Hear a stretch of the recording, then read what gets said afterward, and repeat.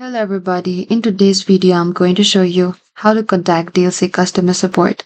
If you need assistance with your DealSeek account or have questions about the platform, there are several official ways to contact customer support. So firstly, you need to open any of the web browser, and in the top you need to type down dealseek.com and this page will open.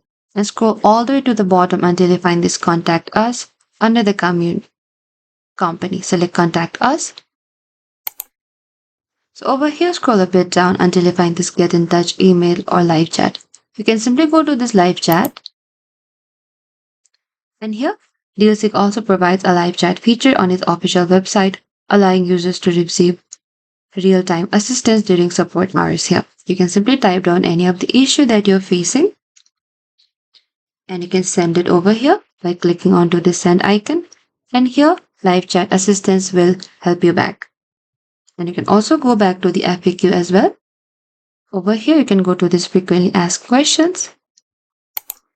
And before contacting support, you can visit this page, which answers common questions about creating an account, saving deals, deleting an account, or reporting expired deals.